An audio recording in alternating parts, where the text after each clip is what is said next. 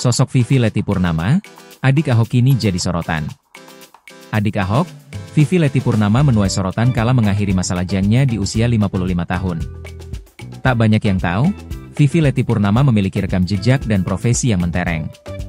Dikutip dari Grid via Pos Belitung, adik Ahok ini diketahui merupakan seorang pengacara. Ia bahkan sempat hendak bertarung di dalam kontestasi Pilkada Belitung Timur 2024. Sayangnya, ia tak memiliki cukup suara sah dari partai pendukung meskipun keputusan Mahkamah Konstitusi, MK, telah mengubah syarat pencalonan kepala daerah saat itu. Sebelumnya, Vivi Leti juga pernah mencalonkan diri sebagai wali kota Pangkal Pinang pada tahun 2008. Meski akhirnya kalah dari calon petahana. Dia juga aktif sebagai selebriti internet dan kerap menyuarakan pandangannya mengenai berbagai isu, termasuk seputar keluarganya yang terkenal.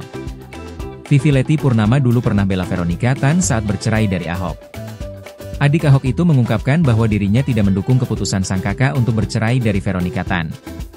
Pernyataan ini disampaikan Vivi saat menanggapi komentar warganet di akun Instagram miliknya pada Minggu, 27 Januari 2019. Komentar tersebut berasal dari akun MitaCen15 yang mengungkapkan kekecewaannya terhadap sikap Ahok dalam video di kanal YouTube Oso Channel.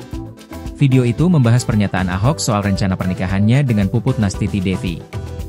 Vivi menegaskan bahwa sejak awal dirinya memang menolak perpisahan antara Ahok dan Vero. Dia mengatakan sampai menangis dan memohon mereka tidak cerai atau menunda hingga Ahok keluar penjara.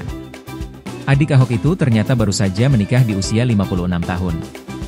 Melalui akun Instagram miliknya, saudara ipar Puput Nastiti Devi ini membagikan kabar bahagia tentang pernikahannya. Vivi Leti mengunggah sebuah foto yang menampilkan momen pernikahannya. Ia dipersunting oleh teman lamanya yang juga merupakan sahabat dari adiknya. Pria yang kini menjadi suaminya adalah Heri Basuki Cahayapurnama, sahabat sang adik. Vivi Leti menikah dengan lelaki yang pertama kali ia temui 35 tahun lalu di Jakarta.